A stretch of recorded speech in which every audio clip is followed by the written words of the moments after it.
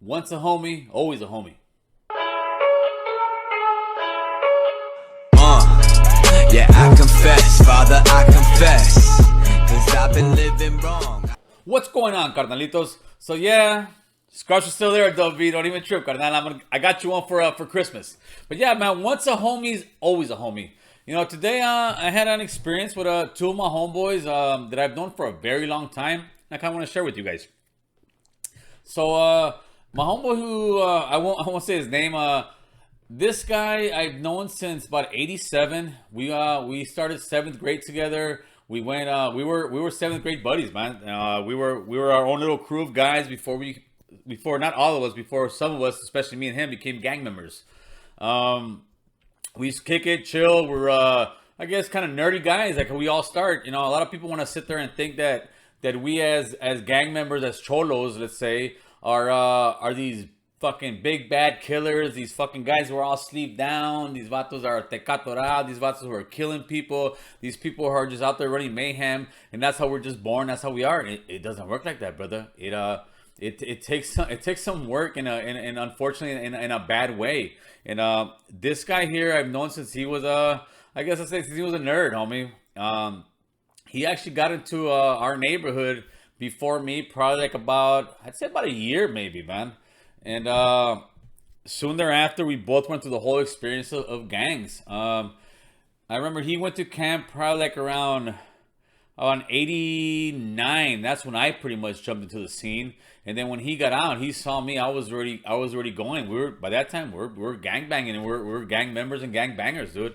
I dealt with him. Let's say not dealt with him, but me and the homies would chill for many years. But then after life started going on, he went his way and I went mine. I ran into the homie a few years back, and he started working with me. He was at the time probably about 40 years old, and he's still strong guy. My line of work, concrete and construction, is not something that's very easy to do, especially at the beginning, man. It's almost like training for a fight. And that's why I tell the guys too when they come, because they're like, "Damn, dude, I'm tired." Just I said, "Listen, homie, it's gonna take you at least 2 weeks to get your wind, to get your strength. You're gonna go home tired as fuck. It's some tough work. It's some backbreaking work. It's that work that your mama told you you better get to school or you're gonna be digging ditches. It's that kind of work." So when he came about 4 years ago, did it fairly easy. Was with it, and he was doing his thing. And he was learning, and then he caught a case.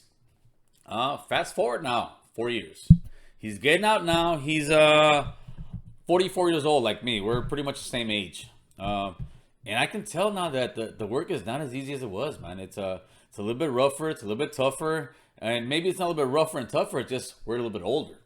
And I saw it in him, and we talked about it. He told me too, and I used to be like, "Hey, fool, you know it's your last run, right?"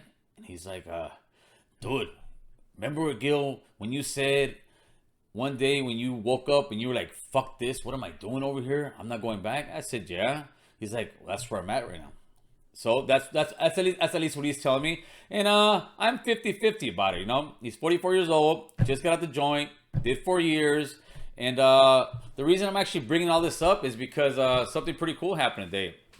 I talked to my cuñado, and I asked him, "Hey, man, are you guys hiring at your job site? Or not even your job site, at your company?" He works for a company out here in the Valle. So he said, "I don't know. Why? What's up?" He said, "I got a homie that, and he knew him." He's like, "All right, let me see, Gil."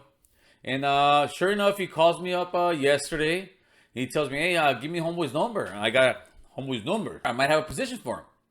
I give them the number. They do their thing. That was yesterday, man. Today he gets a phone call. He goes and gets an interview. Leaves around 10 a.m. in the morning at my job site, which is, I know, sweat off my back. He goes over there and he gets hired, man. Gets hired. He gets a little more money in his pocket, and he's closer to his home, man. And that made me pretty fucking happy, man. That made me happy that I get one of my homies that I've known for so many years, man. That's been such a struggle, and now he's hopefully got a life-changing job that can provide for him and his wife, man, him and his family, brother. And that's what it's about, man. It's about us helping each other out. It's about us trying to push each other forward. And hey, fool, you better not fuck this up. Ya estás viejo, güey. Tienes 44 años, güey. No mames. You fuck this off. Come on, homie. Come on, a 50-year-old man, carnal. You can't work for me, and I'm sure you're burning your bridge over there. But congratulations on that holiday, and I hope it works out for you. Other than that, let's keep going. So that's what I'm saying, man. It's about us helping our homies out, you know, taking care of one another.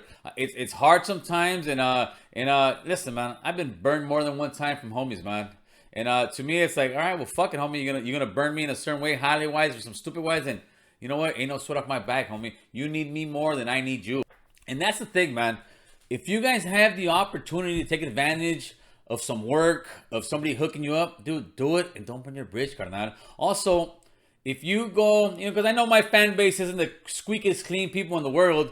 If you unfortunately find yourself in a prison system or some kind of jailhouse place, you know, it's fucked up as this, but be constructive with that time, carnal. Read a book, learn a trade.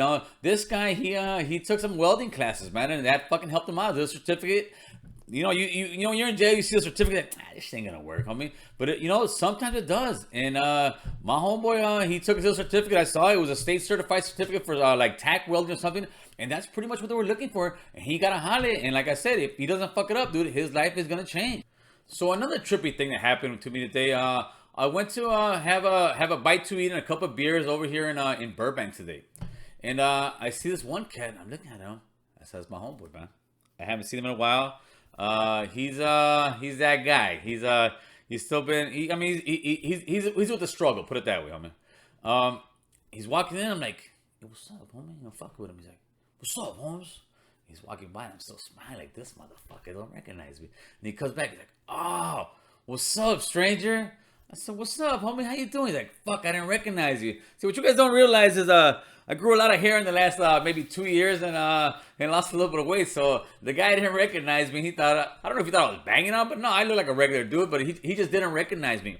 There was a trip to me that, you know, a lot of my homies still to this day, especially the guys I grew up with, that's what they call me, man. They call me stranger, and some of them are still in that lifestyle, so they still see me that way.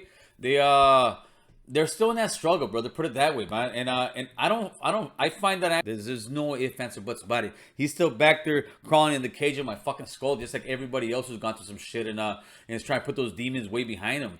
But I was talking to him, and we played a little bit of pool, and then he starts saying, so what you been up to? I said, nothing, brother, just working, doing my thing, you know. And I said, I started a little YouTube channel, homie. And he's like, nah, what you talking about? I said, I'm talking about not just gangs, but life in general, and how we got to where we're at now, homie, and how we could prevent the future generations to get to that. And he kind of tripped out. He's like, that's right, homie. Because I mean, he knows, like I said, he knows what it is to be down and out and fight your demons, homie.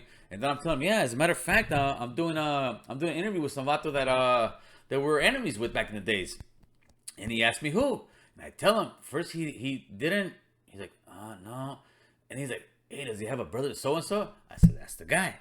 He's like, hey, fool, he does know where you're from, right? I said, yeah, homie. I said, I know where he's from, man.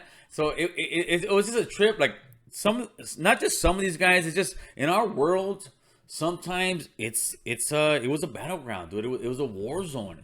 And like that, people are sitting there saying, hey, you know who you're talking to. That's just, I mean, that's, for people who don't know, that's pretty much Crip and blood, man. But still, out here, it's still, you know, certain places are still fighting in certain ways, and certain people that have gone through actual wars know what it is, because some people just, they won't talk to each other, man. They won't have anything to do with each other. There's people that are fucking 50, 60 years old nowadays and still see that person as fucked their neighborhood and fuck them, man.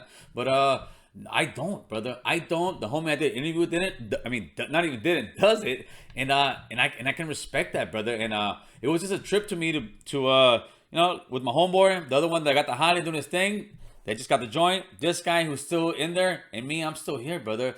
And I'm trying to make a little bit of a difference in this crazy fucking gangbanging world. I confess, Father, I confess, 'cause I've been living wrong.